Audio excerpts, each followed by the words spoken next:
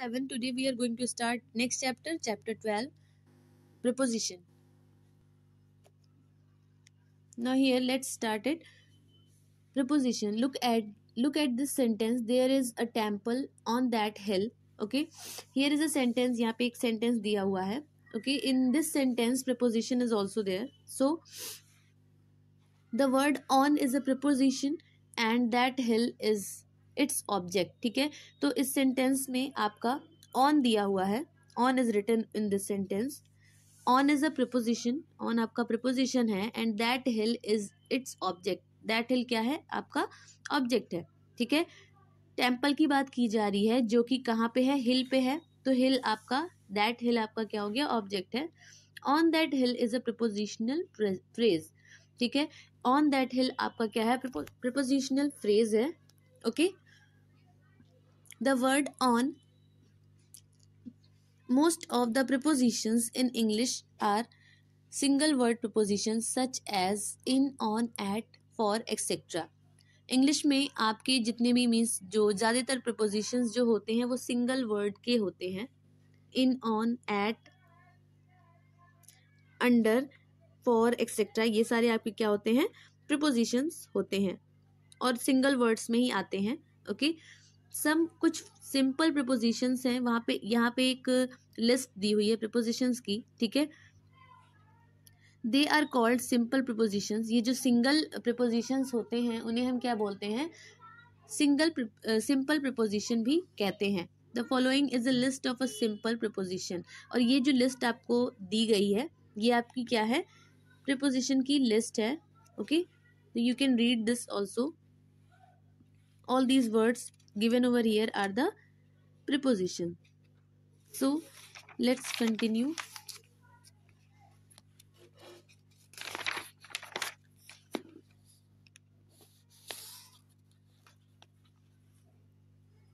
There are few complex or phrase prepositions which are made of 2 or 3 words. कुछ ऐसे phrase आप समझते हो, सेंटेंस के बीच में फ्रेजेस आते हैं. ठीक है. उन्हें हम फ्रेजेस कहते हैं जो सेंटेंस के बीच में आते हैं. ओके. कुछ ऐसे कॉम्प्लेक्स और फ्रेज प्रिपोजिशंस होते हैं जो 2 या फिर 3 वर्ड्स के होते हैं.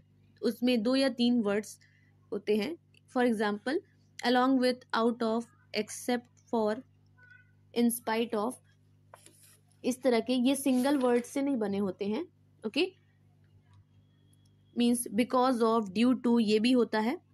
Here some of them are given over here. और भी होते हैं on account of, in spite of. ये सारे आपके क्या होते हैं?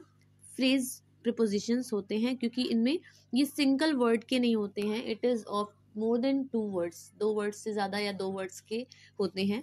All these are called phrase prepositions. So next है kinds of prepositional object. Kinds of prepositional object. Prepositional object भी होते हैं. Let's see it. Prepositions can take different kinds of objects. Prepositions जो होते हैं वो अलग अलग ऑब्जेक्ट्स भी ले सकते हैं. जैसे एज अ नाउन. नाउन को ऑब्जेक्ट में ले सकते हैं. Noun, adjective. ठीक है. या फिर जिरंड. ये जिरंड और ये इन्फिनेटिव, ये सारी चीज़ें आप आगे के चैप्टर्स में पढ़ेंगे. ठीक है. So first of all let's see about the preposition. Here some of the examples are given over here, like spread this carpet on the floor. So in this sentence on is your preposition. On आपका preposition है. Okay. And the floor is your object. और the floor आपका क्या है? object है and it is a noun phrase. noun phrase है. It is being used as an object. यहाँ पे object के लिए object के तौर पे हम इसे यूज कर रहे हैं द फ्लोर को. It is a noun. So within this sentence the noun phrase is used as the object. Next, society has a duty to the deaf, the blind and the blind. ठीक है. Mean society की एक duty होती है किसके प्रति? Def और blind. ठीक है. अंधे और गूंगे के प्रति सोसाइटी की एक ड्यूटी होती है. तो यहाँ पे आपका ये जो डेफ लिखा हुआ है, डेफ और ब्लाइंड, ये आपका एडजेक्टिव है but it is being used as a noun. इसे नाउन के लिए यूज़ किया जा रहा है. मीन्स कोई भी इंसान डेफ हो सकता है या फिर ब्लाइंड हो सकता है. So as a noun we are using the adjectives.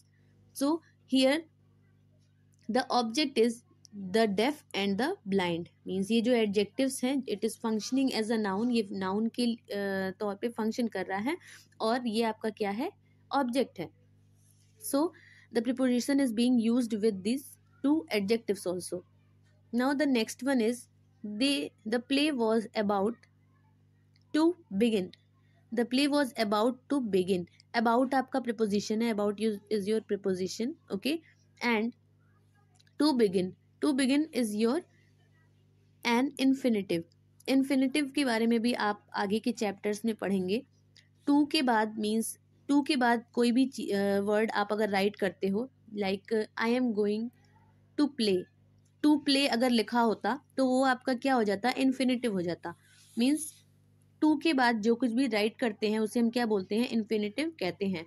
So here to begin is your preposition object. It is being used with the preposition about. preposition about के साथ इसे use किया जा रहा है. Now the next one is don't run after pleasures. don't run after pleasures.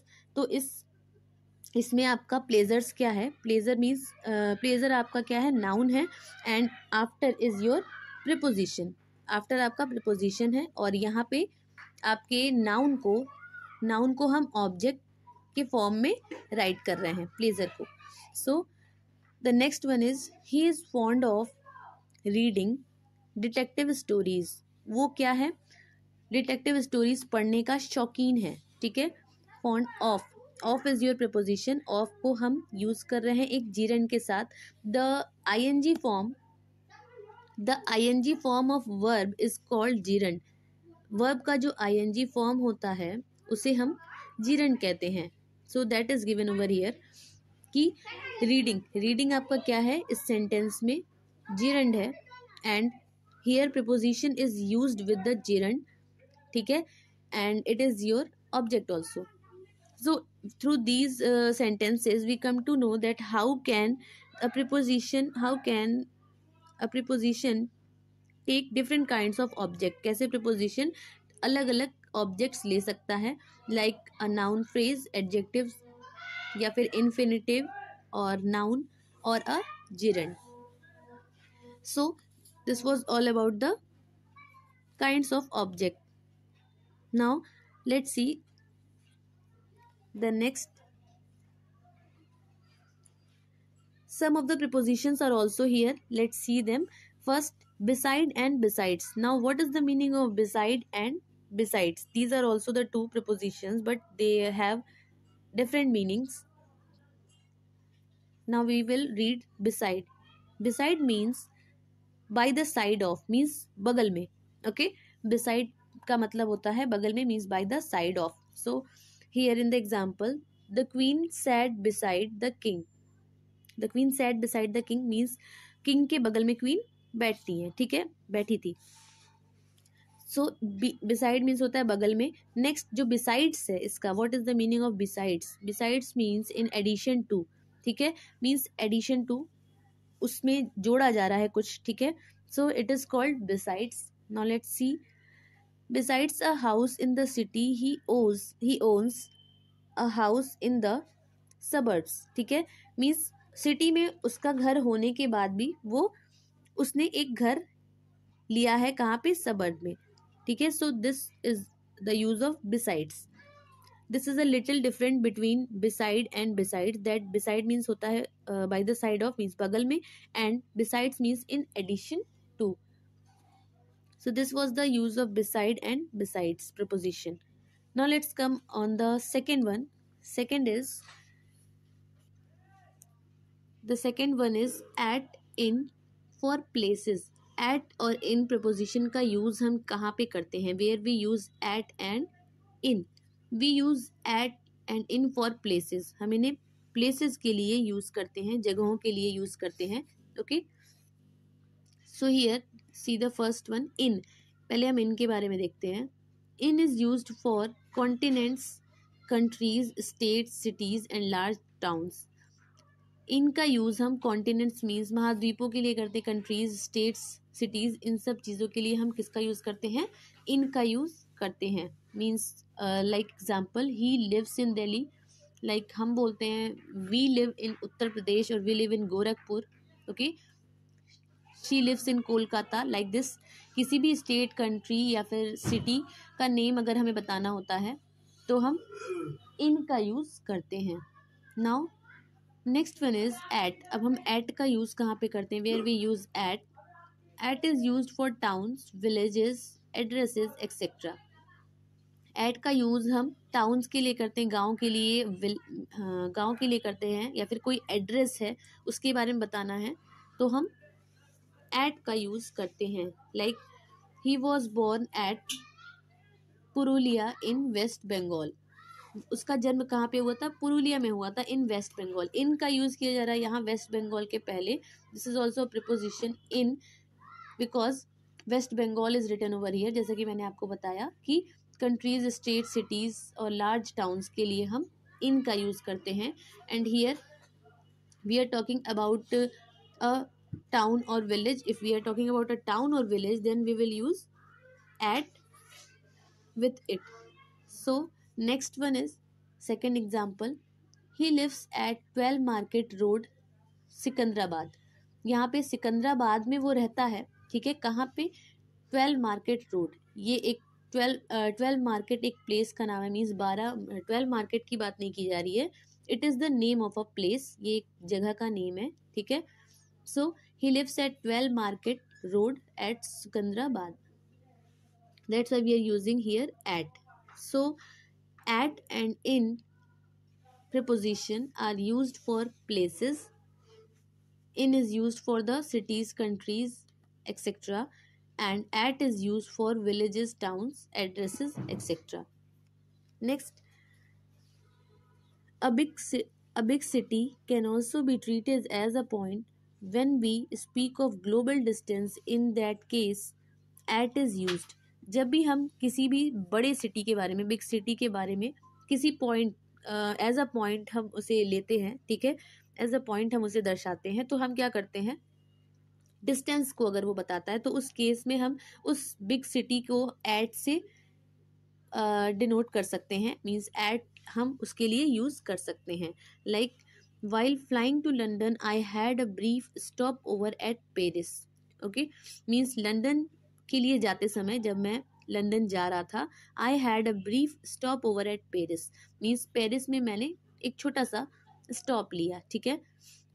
Means वो Paris में थोड़ी देर के लिए स्टॉप हुआ. Okay, so for the big cities also we can use at if we are talking about the global distance. अगर हम किसी global distance के बारे में बात कर रहे हैं तो हम बड़े cities के लिए भी at का use कर सकते हैं.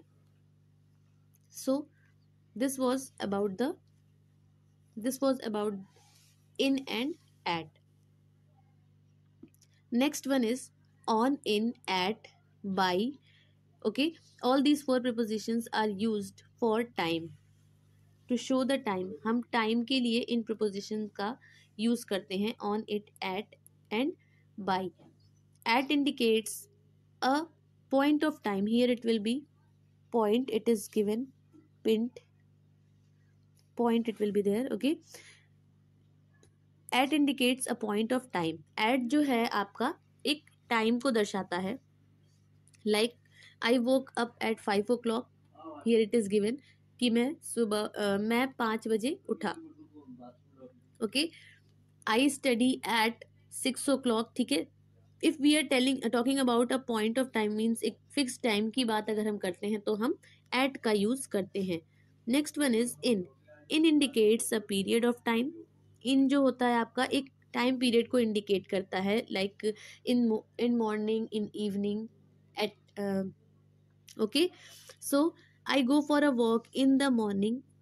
In this example, in का यूज़ किया गया है. in the morning एक पीरियड ऑफ टाइम की बात की जा रही है कि मैं वॉक के लिए जाता हूँ. कब जाता हूँ, मॉर्निंग में, मीन्स सुबह में जाता हूँ. Okay, likewise we can use in summer, in January, in 2017 etcetera. इस तरह से हम इनके साथ यूज कर सकते हैं. Next, our next one is on. On, where we use on is also used with a longer period of time such as a day in the week.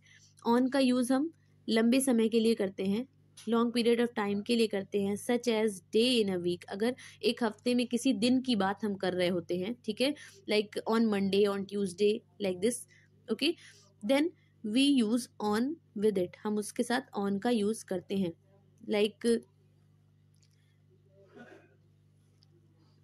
if someone is telling you that if I am telling you that bring your copies on Monday, bring your English copy on Monday, तो मैं आपको एक day के बारे में, एक particular day के बारे में बता रही हूँ, हफ्ते में किसी एक दिन के बारे में बात कर रही हूँ. So that's why we are using on with this. Okay, एक लॉन्गर पीरियड ऑफ टाइम के लिए हम ऑन का यूज करते हैं.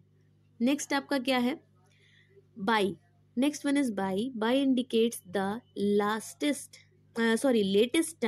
latest time before we which an action is completed.